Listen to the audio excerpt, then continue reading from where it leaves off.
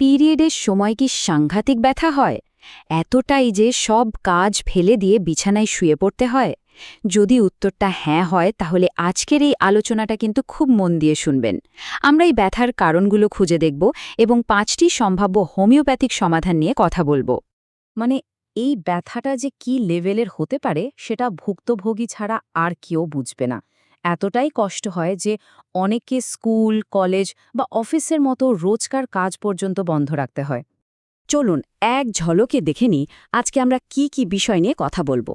প্রথমে আমরা বোঝার চেষ্টা করব এই ব্যথার কারণটা কি। তারপর এর বিভিন্ন ধরন, বিশেষ করে এন্ডোমেট্রিওসিস নিয়ে কথা বলবো। আর সবশেষে 5টি হোমিওপ্যাথিক মেডিসিন নিয়ে আলোচনা করব যা এই সমস্যায় সাহায্য করতে পারে। শেষে থাকবে কিছু জরুরি কথা। তো চলুন শুরু করা যাক প্রথম পার্টটা দিয়ে। মাসিকের ব্যথার আসল কারণটা কি? যে কোনো সমস্যার সমাধান করতে হলে তার গোড়ায় যাওয়াটা খুব দরকার, তাই না? আচ্ছা, ব্যাপারটা বুঝতে গেলে প্রথমে একটা জিনিস জানতে হবে, সেটা হলো এন্ডোমেট্রিয়াম। এটা আসলে আর কিছুই না, আমাদের জরায়ুর ভেতরের একটা লাইনিং বা আস্তরণ। প্রতি মাসে শরীর প্রেগন্যান্সির জন্য তৈরি হয়, আর এই আস্তরণটাও তখন পুরু হতে থাকে। যখন প্রেগন্যান্সি হয় না, তখন হরমোনের নির্দেশে এই লাইনিংটা ভেঙে গিয়ে ব্লিডিংয়ের মাধ্যমে শরীর থেকে বেরিয়ে আসে, আর এটাই হলো পিরিয়ড বা মাসিক। ডাক্তাররা মাসিকের এই সাংঘাতিক ব্যথাকে একটা বিশেষ নামে ডাকেন। চলুন সেই নামটা জানি আর এর প্রকারভেদগুলো একটু বুঝে নিই। এই যে মাসিকের সময় সাংঘাতিক ক্র্যাম্প বা যন্ত্রণা হয়, মেডিকেলের ভাষায় একেই বলা হয় ডিসমেনোরিয়া। তো এখন থেকে যখন এই শব্দটা শুনবেন, বুঝবেন যে পিরিয়ডের ব্যথার কথাই বলা হচ্ছে। এখন এই ডিসমেনোরিয়া কিন্তু মূলত 2 রকমের হয়। একটা হলো প্রাইমারি ডিসমেনোরিয়া। এর মানে হলো ব্যথা হচ্ছে কিন্তু তার পিছনে কোনো নির্দিষ্ট কারণ ডাক্তাররা খুঁজে পাচ্ছেন না। আল্ট্রাসাউন্ড বা অন্য সব টেস্ট রিপোর্ট একদম নরমাল আসছে। আর দ্বিতীয়টা হলো সেকেন্ডারি ডিসমেনোরিয়া। এখানে ব্যথার পেছনে একটা নির্দিষ্ট কারণ থাকে, মানে রিপ্রোডাক্টিভ সিস্টেমে কোনো একটা সমস্যা বা রোগ রয়েছে। তো এই যে সেকেন্ডারি ডিসমেনোরিয়ার কথা বললাম, এর সবথেকে কমন কারণগুলোর একটা হলো এন্ডোমেট্রিওসিস। বলতে গেলে প্রায় 90% কেসেই সদ্ধি ব্যথার পেছনে এই রোগটা থাকতে পারে। এন্ডোমেট্রিওসিস নামটা একটু কঠিন শোনালেও ব্যাপারটা বেশ সহজ।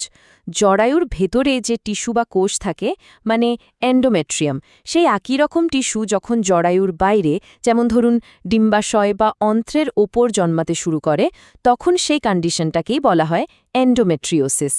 কিন্তু এতে এত ব্যথা কেন হয়? ব্যাপারটা একটু ভাবলেই বোঝা যাবে। দেখুন, জরায়ুর ভেতরের টিস্যু তো পিরিয়ডের সময় ব্লিডিং হয়ে বেরিয়ে যায়, কিন্তু বাইরে যে টিস্যুগুলো জন্মেছে সেগুলো তো হরমোনের নির্দেশে ভাঙে, কিন্তু তাদের তো বেরিয়ে আসার কোনো রাস্তা নেই। ফলে সেই রক্তটা শরীরের ভেতরেই জমে যায়। আর এই আটকে থাকা রক্ত থেকে ইনফ্ল্যামেশন, ফোলাভাব আর সাংঘাতিক ব্যথা তৈরি হয়। অনেক সময় তো পিরিয়ড ছাড়াও অন্য সময়েও ব্যথা হতে পারে।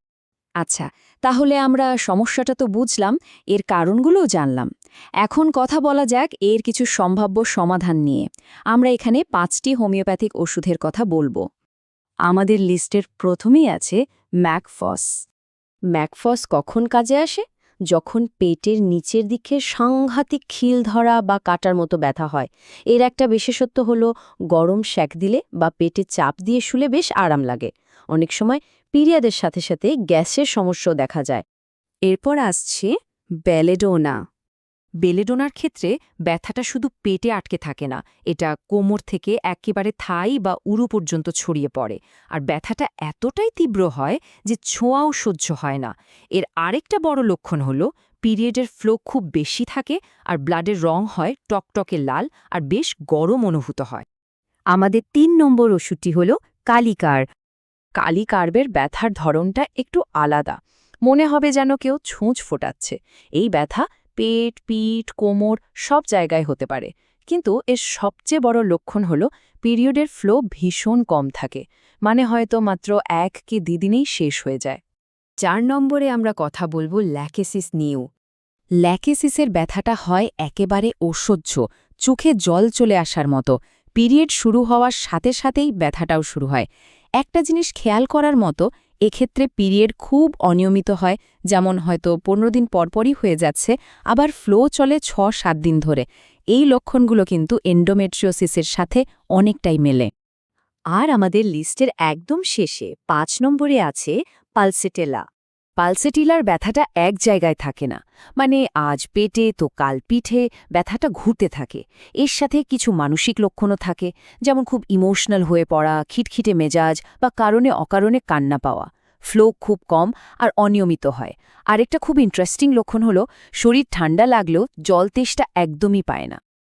তো এতক্ষণ আমরা যা যা আলোচনা করলাম, চলুন তার থেকে জরুরি বিষয়গুলো একবার ছালিয়ে নিই।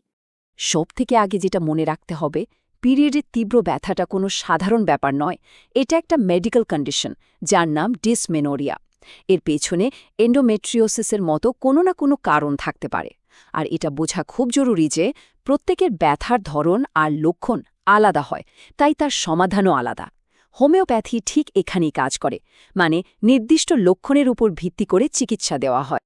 শেষ করার আগে একটা প্রশ্ন রেখে যাচ্ছি।